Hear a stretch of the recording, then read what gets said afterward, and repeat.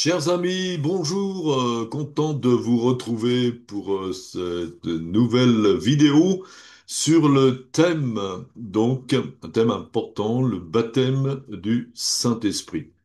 Alors le baptême du Saint-Esprit, c'est ce qu'on trouve, c'est un des fondements de l'évangile de Jésus-Christ, comme nous pouvons le lire dans l'Épître aux Hébreux, chapitre 6, versets 1 et 2.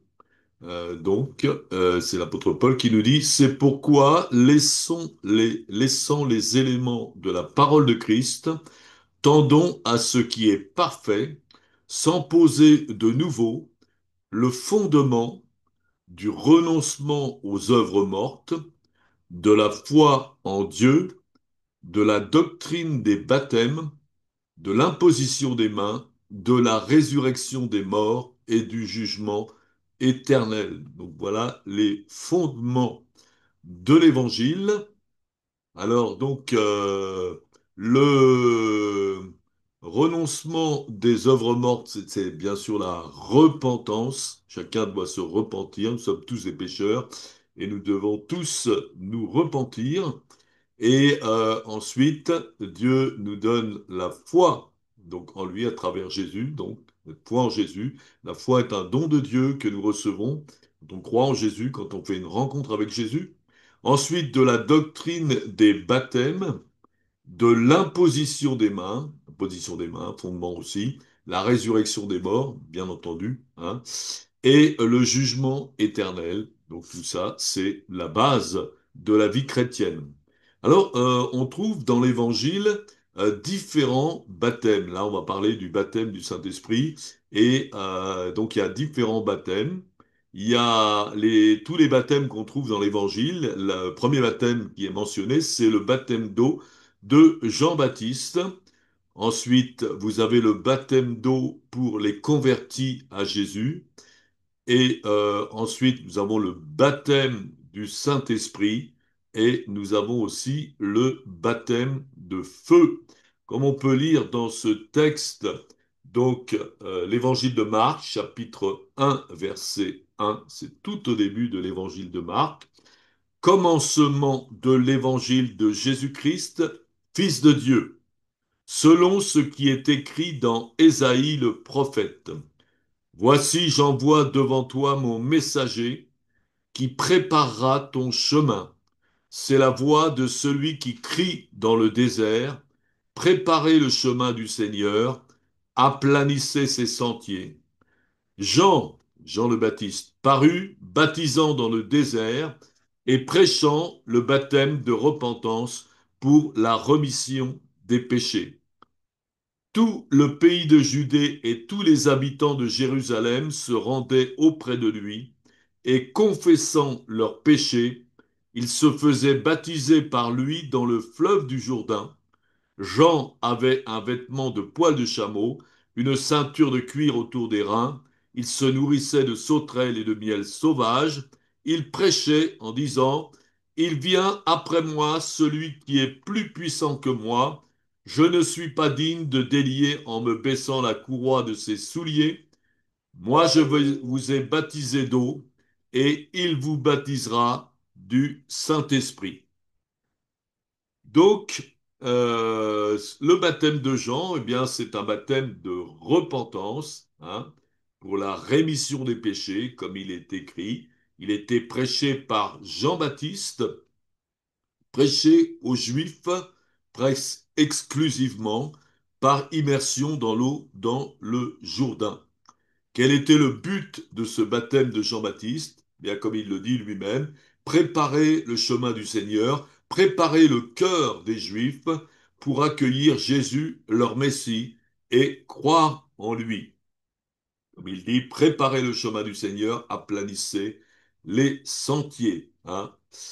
Et donc la première chose, préparer, prêcher la repentance. Repentez-vous et croyez à la bonne nouvelle, disait Jésus quand il a commencé son ministère. Voilà. Et alors, il y en a bien sûr beaucoup, enfin certains des Juifs qui ont cru à Jean-Baptiste, puisque beaucoup y venaient aussi, et notamment les apôtres, hein. certains des apôtres étaient des disciples de Jean. Ils s'étaient fait baptiser par Jean dans l'eau du Jourdain. Voilà, comme il est écrit dans l'évangile de Jean, chapitre 1, verset 35. Le lendemain, Jean était encore là avec deux de ses disciples. Et ayant regardé Jésus qui passait, il dit, Voici l'agneau de Dieu. Les deux disciples l'entendirent prononcer ces paroles et ils suivirent Jésus. Donc, prépare le chemin et donc on voit deux personnes suivre Jésus. Le chemin avait été préparé, s'était repenti et ils ont cru en Jésus à travers la parole de Jean-Baptiste. Voilà. Alors, est-ce que tous les Juifs ont accepté de se faire baptiser par Jean-Baptiste?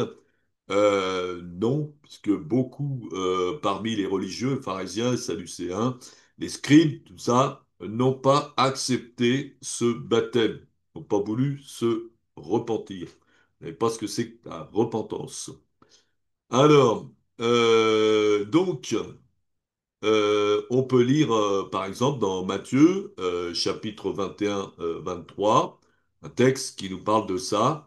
Jésus se rendit dans le temple et pendant qu'il enseignait, les principaux sacrificateurs et les anciens du peuple vinrent lui dire, Par quelle autorité fais-tu ces choses? Qui t'a donné cette autorité? Hein, notamment, Jésus venait de chasser les marchands du temple, donc exercer une autorité. Alors évidemment, ça choquait les religieux.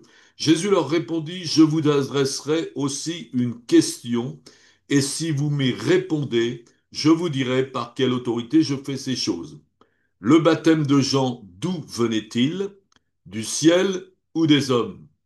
Mais ils raisonnèrent ainsi entre eux et se dire, si nous répondons du ciel, il nous dira, pourquoi donc n'avez-vous pas cru en lui? Voilà. Et s'il répondait aussi de la terre, eh bien, il risquait gros parce que tout le peuple prenait Jean-Baptiste pour un prophète. Et effectivement, c'était un prophète. Même le plus grand des prophètes nous dit Jésus. Et donc, on retrouve ça dans Luc, chapitre 7, verset 29. Et tout le peuple qui l'a entendu, qui a entendu Jean-Baptiste, et même les publicains ont justifié Dieu en se faisant baptiser du baptême de Jean. Mais les pharisiens et les docteurs de la loi ne se faisaient pas baptiser, ne se sont pas fait baptiser par lui, et ont rendu nul à leur égard le dessein de Dieu. Pas obéi à Dieu. Donc, Dieu ne pouvait pas les conduire et les guider. Et alors, pourquoi on peut se poser pourquoi les juifs religieux n'ont pas accepté le baptême des gens, contrairement au reste du peuple? Ben, en fin de compte, parce que ils ne se jugeaient pas coupables, ils se croyaient des justes, hein. Comme nous dit Blaise Pascal, le philosophe, il y a deux sortes d'hommes. Les uns justes, ceux qui se reconnaissent des pécheurs, et les autres pécheurs, ceux qui se croient des justes. C'était le cas des pharisiens. Hein, comme il est écrit aussi dans Matthieu 3, 7, mais voyant venir à son baptême beaucoup de pharisiens et de sadducéens, il leur dit, donc Jean-Baptiste, Race de vipères, qui vous a appris à fuir la colère à venir? Produisez donc du fruit digne de la repentance, et ne prétendez pas dire en vous-même, Nous avons Abraham pour père, car je vous déclare que de ces pierres-ci, Dieu peut susciter les enfants des enfants à Abraham. Donc voilà, les pharisiens étaient prêts à se repentir en parole, mais pas en acte. Hein. La repentance, c'est pas des paroles, mais ce sont des actes. Hein. Changer de comportement, c'est ça que ça veut dire. Et donc, ce qui était souligné par Jésus par rapport aux pharisiens, Matthieu 23, chapitre versets 1 à 3. Alors Jésus, parlant à la foule et à ses disciples, dirent, Les scribes et les pharisiens sont assis dans la chair de Moïse, faites donc et observez tout ce qu'ils vous disent, mais n'agissez pas selon leurs œuvres, car ils disent et ne font pas. Donc, Jésus n'était pas en train de dire que ce que prêchaient les pharisiens était faux, mais simplement, hein, il le donne ce conseil, faites ce qu'ils vous disent, mais ne faites pas ce qu'ils font. Vous connaissez le proverbe. Donc la repentance, c'est une question d'actes. Les Pharisiens, les religieux avaient les bonnes paroles, mais ils n'avaient pas les bons actes. C'était des hypocrites. Voilà, donc ça c'est le baptême de Jean, hein. Et le baptême d'eau maintenant qui existe pour ceux qui veulent s'engager avec Jésus, c'est le baptême d'eau pour les convertis à Jésus, qui n'est pas tout à fait qui n'est pas semblable. Enfin, il y a des points communs bien sûr avec le baptême de Jean-Baptiste, hein. C'est un baptême par immersion, c'est aussi c'est un acte de repentance. Mais il y a une différence parce que là, c'est pas seulement pour les Juifs, mais c'est pour tout le monde. Donc, et surtout après avoir cru en Jésus. C'est un baptême qui suit la foi en Jésus. Comme on peut lire dans les Actes des Apôtres, chapitre 19, versets 1 à 7. Pendant qu'Apollos était à Corinthe, Paul, après avoir parcouru les hautes provinces de l'Asie, arriva à Éphèse. Ayant rencontré quelques disciples, il leur dit, avez-vous reçu le Saint-Esprit quand vous avez cru? Ils lui répondirent, non, nous n'avons même pas entendu dire qu'il y eut un Saint-Esprit. Il dit, de quel baptême avez-vous été baptisés? Ils répondirent, du baptême de Jean. Alors Paul dit, Jean a baptisé du baptême de repentance, disant au peuple de croire en celui qui venait après lui, c'est-à-dire en Jésus. Sur ces paroles, ils furent baptisés au nom du Seigneur Jésus. Lorsque Paul leur eut imposé les mains, le Saint-Esprit vint sur eux, et ils parlaient en langue et prophétisaient. Ils étaient en tous 12 hommes. Donc, on voit des disciples, hein, 12 disciples. Quels étaient ces disciples dont on parle dans le texte? Eh bien, ce n'étaient pas des disciples de Jésus, parce qu'ils n'avaient pas encore cru en Jésus. C'était des disciples de Jean. Jean avait ses disciples, des gens qui s'étaient fait baptiser par lui et qui le suivaient, qui suivaient son enseignement, hein. Donc, sans doute des Juifs qui avaient été baptisés par Jean, qui s'étaient repentis et qui suivaient les enseignements de Jean, mais ne croyaient pas encore en Jésus. Alors, mais grâce à Paul, ils ont cru en Jésus, hein, parce que Paul leur a annoncé Jésus. Paul leur a dit, Jean a baptisé du baptême de repentance, disant au peuple de croire en celui qu'il venait après lui, c'est-à-dire en Jésus. Donc, Paul, eh bien, parle à des disciples de Jean et il enseigne ce que disait Jean lui-même, c'est-à-dire de croire en Jésus. Et comme c'était des disciples de Jésus, de Jean, pardon, qu'ils obéissaient à l'enseignement de Jean, ils ont obéi à ce que disait Paul et ils ont cru en Jésus. Et Paul les a baptisés, hein. Donc, c'est pas le baptême de Jean-Baptiste, hein, mais un autre baptême, un baptême après avoir cru en Jésus, hein, c'est le baptême dans l'eau au nom de Jésus, baptême pour tous les chrétiens, pour tous ceux qui vont croire en Jésus. C'est un engagement maintenant à suivre de Jésus. Suivre Jésus. Quelle est la différence entre le baptême d'eau de Jean et le baptême d'eau dont Paul a baptisé les disciples? Eh bien, le baptême de Jean, donc, comme je l'ai dit tout à l'heure, c'est un baptême de repentance pour les Juifs, afin de les préparer à croire en Jésus. Le baptême d'eau de Paul est un baptême pour ceux qui croient en Jésus, un baptême d'engagement, comme on peut le lire aussi dans Actes 8, 35 jusqu'à 38. Alors, Philippe, l'évangéliste, ouvrant la bouche, hein, Philippe est un évangéliste, il avait été donc conduit par le Saint-Esprit dans le désert, et il a vu un homme qui était traversé le désert sur un char, et puis donc le Saint-Esprit lui a dit, approche-toi de ce char, et Philippe a été voir l'homme, et cet homme était en train de lire un passage de la Bible, et Philippe lui a dit, comprends-tu ce que tu lis? Et cet homme, un Éthiopien, un eunuque éthiopien, lui a dit, comment comprendrais-je si personne ne me l'explique? Et donc ce texte, c'était un texte qui parlait de la passion de Jésus, la crucifixion de Jésus.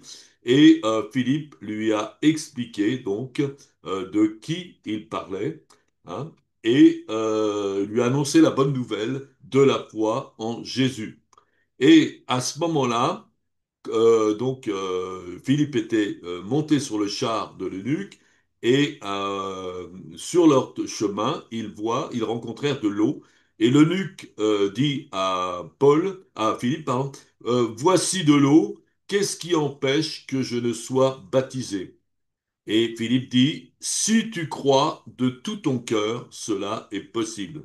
Hein, c'est possible de se faire baptiser d'eau au nom de Jésus si on croit de tout son cœur. L'eunuque répondit, je crois que Jésus-Christ est le Fils de Dieu. Et il fit arrêter le char. Philippe et l'eunuque descendirent tous les deux dans l'eau. Et Philippe baptisa l'eunuque éthiopien. Voilà. Donc, ce baptême, hein, donc, le baptême de Jean donc, correspond à l'Ancien Testament et le baptême, second baptême, le baptême d'eau, eh bien, correspond au Nouveau Testament. Comme on peut le lire aussi dans Matthieu chapitre 11, verset 11, c'est Jésus qui parle. Il leur dit, je vous le dis en vérité, parmi ceux qui sont nés de femmes, il n'en a point paru de plus grand que Jean-Baptiste. Cependant, le plus petit dans le royaume des cieux est plus grand que lui. Voilà. Donc Jésus est en train de dire que Jean-Baptiste, c'est le plus grand des prophètes, et il y a eu les grands prophètes, hein, mais il est en train de dire aussi que le plus petit dans le royaume des cieux est plus grand que lui. Hein. Et le royaume des cieux, eh bien, comment est-ce qu'on rentre dans le royaume de Dieu? Eh bien, il faut déjà donc se repentir, croire en Jésus, et ensuite s'engager par le baptême d'eau et par le baptême du Saint-Esprit dont on va parler. Voilà. Et en fin de compte, ça paraît un peu paradoxal dire que des, euh, le plus petit du royaume de Dieu est plus grand que Jean-Baptiste. Et en fin de compte, eh bien la réponse elle est simple. Jean-Baptiste est un enfant donc il est né de femme, c'est-à-dire que il est né de la chair, mais il n'était pas né de Dieu. Il n'était pas né de nouveau. Il était toujours dans l'Ancien Testament. L'Ancien Testament, les gens ne sont pas nés de nouveau. C'est simplement à partir de Jésus, à partir de la foi en Jésus, qu'on naît de nouveau. Ensuite, on se fait baptiser par l'eau et par le Saint-Esprit. Donc, en fin de compte, Jean-Baptiste n'est pas né de nouveau, il est encore un enfant de la chair, mais celui qui rentre dans le royaume de Dieu, eh bien, devient un enfant de Dieu. À tous ceux qui l'ont reçu, qui croient en son nom, Jésus, elle a donné le pouvoir de devenir enfants de Dieu, lesquels ne sont nés non de la chair, mais de Dieu. Donc, un enfant de Dieu, évidemment, est supérieur à un enfant de la chair. Voilà. Bon, ça n'empêche pas le fait que Jean-Baptiste était un prophète, qu'il était inspiré par le Saint-Esprit quand il prophétise. Hein, il a même prophétisé sur Jésus. Et il a, il a reçu par révélation qui était Jésus. Hein. Et d'ailleurs, il rend ce témoignage dans Jean 1, 32. J'ai vu l'Esprit descendre du ciel comme une colombe et s'arrêter sur lui. Il parle de Jésus qui se fait baptiser. Je ne le connaissais pas, mais celui qui m'a envoyé baptiser d'eau, celui-là m'a dit, celui sur qui tu verras l'Esprit descendre et s'arrêter, c'est celui qui baptise du Saint-Esprit. Et j'ai rendu témoignage qu'il est le Fils de Dieu. Voilà. Et donc, Jean avait reçu la révélation que Jésus était le Fils de Dieu. Mais c'est pas pour ça qu'il a suivi de Jésus, qu'il est né de nouveau. On va voir que plus tard, eh bien, il va se poser beaucoup de questions. Il va douter, hein. Comme là, il avait besoin des choses extérieures. Donc, Dieu lui a révélé Jésus par l'extérieur. Il l'a vu comme une colombe. Mais il lui a pas révélé de l'intérieur. Quelqu'un qui naît de nouveau, c'est quelqu'un qui naît de l'intérieur. Et Jean-Baptiste n'était pas né de l'intérieur. Il avait le Saint-Esprit sur lui, il pouvait prophétiser, mais il n'avait pas cette preuve éternelle de Jésus vivant en lui pour y croire. Hein. On le voit d'ailleurs un peu plus loin dans l'évangile de Matthieu, chapitre 11, versets 2 à 5. Jean ayant étendu, donc c'est plus tard, Jean est en prison, hein, donc emprisonné par Hérode, et donc on lui dit Jean ayant entendu parler dans sa prison des œuvres du Christ, parce qu'il y avait donc on parlait beaucoup des miracles, etc. Lui fit dire par ses disciples, es-tu celui qui doit venir, ou devons-nous en attendre un autre? Jean leur répondit, allez rapporter à Jean ce que vous entendez et ce que vous voyez. Les aveugles voient, les boiteux marchent, les lépreux sont purifiés, les sourds entendent, les morts ressuscitent, et la bonne nouvelle est annoncée aux pauvres. Donc Jésus lui envoie les preuves qu'il était le Messie. Et ce sont des preuves extérieures. Hein. Je l'ai dit tout à l'heure, Jean le Baptiste n'avait pas Jésus en lui. Hein. Mais donc il avait besoin de paroles, de preuves extérieures pour croire. Et c'est exactement ce que Jésus lui a envoyé, parce qu'il était en train d'en faire des miracles, en train de guérir des aveugles, ressusciter les morts et annoncer la bonne nouvelle. Voilà.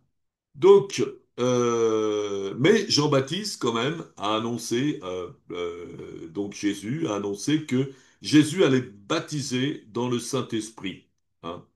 Comme il le dit, donc dans Marc 1,7, il prêchait Élisée. Il disait, il vient après moi celui qui est plus puissant que moi, et je ne suis pas digne de délier la courroie de ses souliers. Moi, je vous ai baptisé d'eau, lui, il vous baptisera de Saint-Esprit, et dans une autre version, de Saint-Esprit et de feu. Voilà.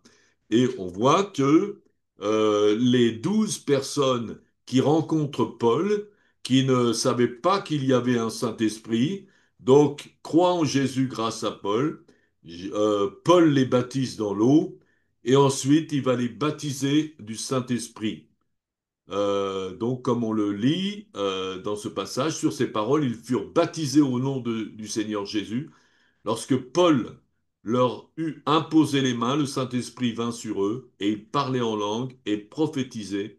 Ils étaient en tout environ 12 hommes.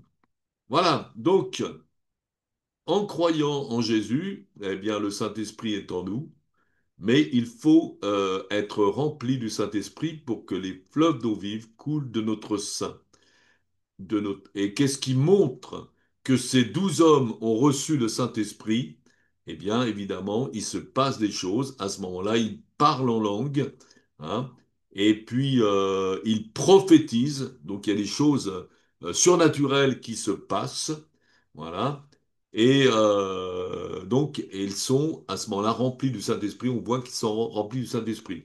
Certains, peut-être, réclament le Saint-Esprit et à ce moment-là, ne sont pas remplis de Saint-Esprit. Mais ces gens-là étaient des disciples de Jean, ils ont obéi à Jean, ils ont donc obéi à Dieu, ils ont cru en Jésus, et ils se sont fait baptiser d'eau, et Dieu leur a donné le Saint-Esprit. Hein. On dit que le Saint-Esprit est donné à ceux qui obéissent à Dieu. Hein, comme on voit dans Actes 5, 32, nous sommes témoins de ces choses, de même que le Saint-Esprit que Dieu a donné à ceux qui lui obéissent. Donc, le chemin normal pour recevoir le Saint-Esprit, c'est d'abord la repentance, ensuite croire en Jésus, ensuite se faire baptiser de eau, et ensuite on reçoit le Saint-Esprit. Hein. C'est Dieu qui nous baptise du Saint-Esprit et Dieu donne le Saint-Esprit. Eh bien, il approuve à ce moment-là notre parcours. Il donne le Saint-Esprit à ceux qui obéissent à Dieu. Le manque d'obéissance à Dieu va empêcher Dieu de nous baptiser du Saint-Esprit. Si c'est notre cas, si nous ne recevons pas le Saint-Esprit, il peut y avoir un blocage ou une désobéissance. À ce moment-là, il faut se repentir et se mettre en règle devant Dieu par rapport à l'obtention du parler en langue et de toutes ces choses-là. Et une expérience comme ça dans la Bible, c'est l'expérience de Simon le magicien. Donc, c'était quand Philippe annonçait l'évangile avec des miracles, et on voit que Simon, qui était un magicien, donc occulte, hein, il servait pas Dieu, il servait le diable, mais en voyant les miracles que Philippe faisait, il a cru en Jésus. Donc Simon lui-même cru, comme il est écrit, et après il a été baptisé. Après avoir été baptisé, il ne quittait plus Philippe et voyait avec étonnement les miracles et les grands prodiges qu'il faisait. Alors, mais on va voir qu'il y a un problème avec Simon. Quand on lit Actes chapitre 8, versets 18 à 22, lorsque Simon vit que le Saint-Esprit était donné par l'imposition des mains des apôtres, il leur offrit de l'argent en disant, accordez-moi aussi ce pouvoir, afin que celui à qui j'imposerai les mains reçoive le Saint-Esprit.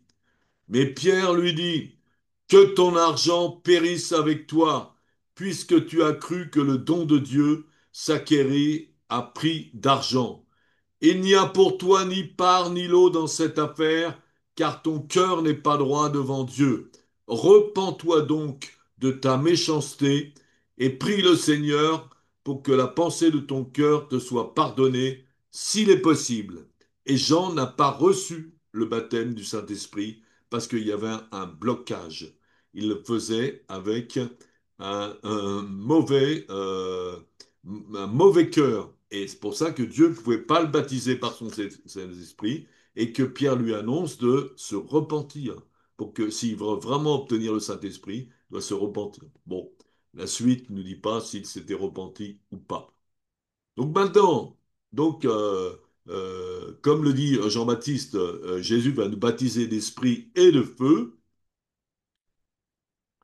Voilà, moi je vous baptise d'eau pour vous amener à la repentance, mais celui qui vient après moi est plus puissant que moi. Je ne suis pas digne de porter ses souliers. Lui, il vous baptisera du Saint-Esprit et de feu. Voilà. Donc, on voit que Jésus lui-même, donc, s'est fait baptiser, hein, dans l'évangile de Marc, chapitre 1. En ce temps-là, Jésus vint de Nazareth en Galilée et il fut baptisé par Jean dans le Jourdain. Au moment où il sortait de l'eau, il vit les cieux s'ouvrir et l'Esprit descendit sur lui comme une colombe, et une voix fit entendre des cieux ces paroles: Tu es mon fils bien-aimé, en toi j'ai mis toute mon affection. Aussitôt, l'Esprit poussa Jésus dans le désert, où il passa 40 jours tenté par Satan, et il était avec les bêtes sauvages, et les anges le servaient.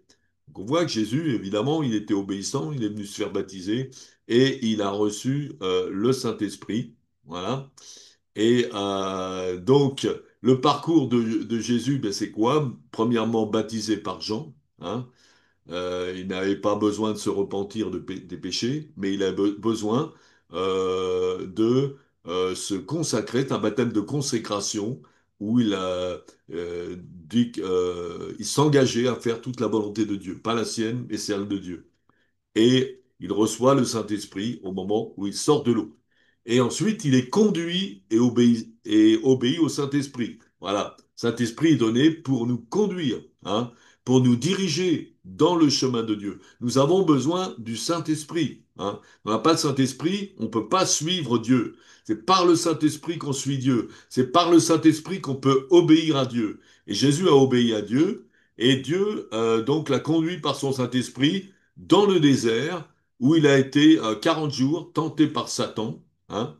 Donc c'était, on va dire, son premier engagement, sur le début de son ministère, et il est confronté à l'ennemi, il est confronté, donc il va être tenté par Satan, et il devra donc résister et remporter la victoire, hein. Dans l'armée, comment est-ce qu'on appelle la première confrontation d'un soldat avec l'ennemi, eh bien, c'est le baptême de feu. C'est la même chose, hein. Jésus a été confronté à Satan, l'ennemi, et il a reçu ce baptême du feu. Et après ce baptême du feu, il va y avoir un changement dans la vie de Jésus, hein. Et c'est dans la vie de n'importe quel chrétien. Le baptême de feu est vraiment très utile parce que ça va produire un changement dans notre vie, hein, comme on le lit dans l'évangile de Luc, chapitre 4, versets 13 à 14. Après l'avoir tenté de toutes ces manières, le diable s'éloigna de Jésus jusqu'à un moment favorable. Jésus, revêtu de la puissance de l'Esprit, retourna en Galilée et sa renommée se répandit dans tout le pays d'alentour. Donc, Jésus a été revêtu de la puissance de l'Esprit. Le baptême de feu, hein, eh bien, si on, on tient jusqu'au bout, si on résiste, si on remporte le combat, ce premier combat, eh bien, nous allons être revêtus de la puissance d'en haut, comme Jésus l'a été. Et là, on voit qu'il a commencé à faire beaucoup de miracles. Hein, sa renommée se répand partout. Pourquoi? Parce qu'il fait des miracles partout. Voilà. Et l'objectif du diable, évidemment, c'était de l'empêcher d'exercer son ministère, de l'amener à désobéir à Dieu. Mais Jésus a tenu le coup, heureusement pour nous, et il a remporté un combat et il a été revêtu de la puissance d'en haut. La parole aussi dans l'évangile de Matthieu 12, 29 nous dit comment quelqu'un peut-il entrer dans la maison d'un homme fort et piller ses biens sans avoir auparavant lié cet homme fort, alors seulement il pillera sa maison. Voilà. Donc, le prix à payer pour obtenir le baptême de feu, il y a un prix à payer, c'est la victoire contre le péché, contre Satan, hein, la foi dans la parole de Dieu, hein. Et c'est le prix à payer, hein. Comme il y a eu cette histoire du réveil aussi chez les Zoulous. C'était donc un pasteur allemand, Reinhard Bonnke, qui a été pasteur des Zoulous en Afrique du Sud. Et puis, donc à un moment donné, ils étaient confrontés à un problème parce que les Zoulous allaient voir les sorciers pour obtenir des guérisons, des choses comme ça. Et le pasteur lui dit, vous n'avez pas besoin d'aller voir les sorciers pour obtenir les guérisons, hein, les sorciers viennent du diable. Mais Jésus guérit, donc par Jésus, vous pouvez être guéri. Et en fin de compte, ben, ils ont vu que, en fin de compte, ils n'avaient pas beaucoup de guérison, et ben, pour ne pas ainsi dire, pas du tout, hein. Et on leur a demandé des fois de guérir. On lui a demandé au pasteur de guérir. Si Jésus guérit, est-ce que vous pouvez le guérir? Et le pasteur n'a pas réussi. En fin de compte, et donc ils se sont demandé pourquoi il n'avait pas cette puissance. Et à ce moment-là, donc, ce pasteur, Reinhard Bonnke, avec tous les Zoulous, ont dit, eh bien, moi je suis pasteur, mais j'en sais pas plus que vous. On va maintenant étudier l'Évangile. Pourquoi est-ce qu'on n'a pas obtenu cette puissance? Pourquoi est-ce que les malades ne sont pas guéris? Et donc, ils sont passés par un moment, enfin, des semaines, je crois, de prière et de repentance également. Et à un moment donné, ils étaient tous dans l'église. Et vraiment, il y a une puissance qui est venue, comme à la Pentecôte pour les apôtres, et une puissance qui les a vraiment baptisés de feu. Et à ce moment-là, ils ont commencé à voir beaucoup de miracles. Et c'est valable pour chacun d'entre nous. Donc, baptême du Saint-Esprit, eh bien, ça nous conduit, mais nous avons besoin du baptême de puissance pour faire tout ce que Jésus a fait, les miracles. Et les disciples également, donc, ont obtenu ce baptême de feu, tous les apôtres et les disciples de Jésus. Alors, comment ils ont fait? Eh bien, ils ont payé le prix.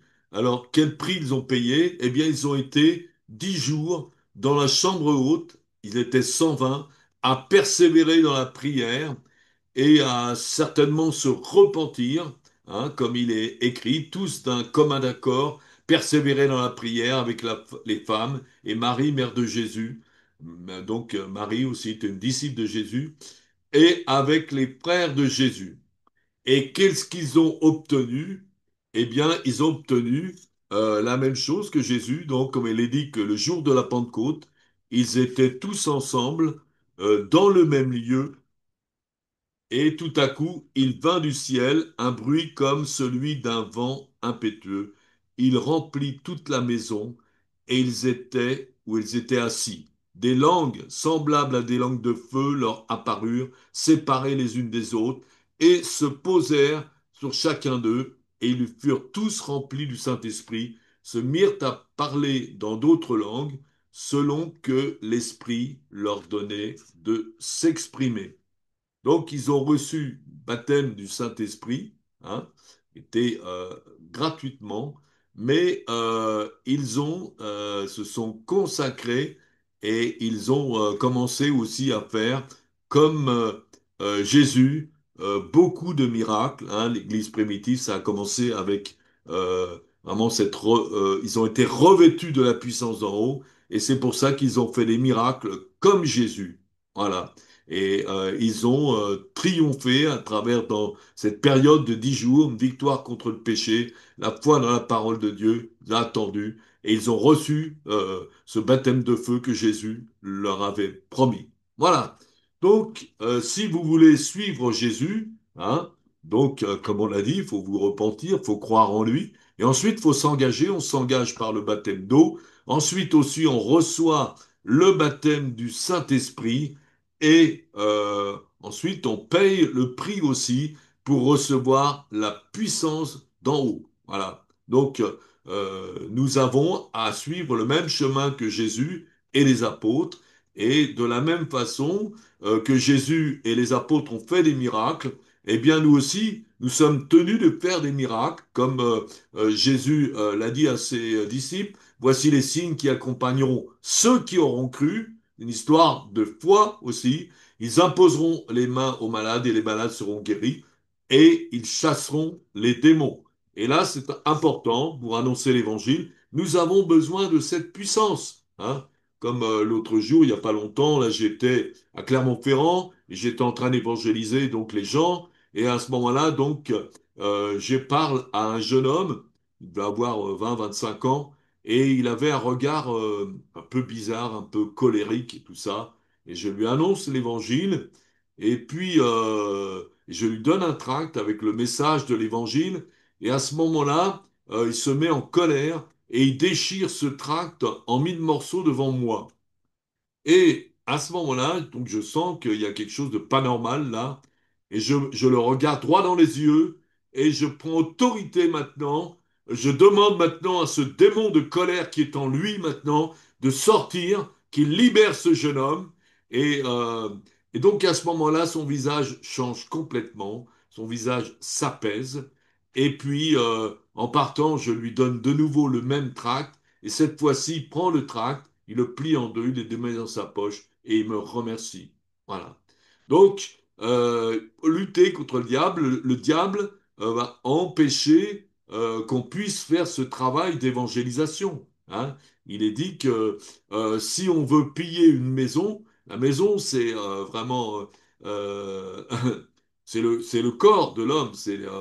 Nous sommes le temple du Saint-Esprit, comme l'a dit Jésus.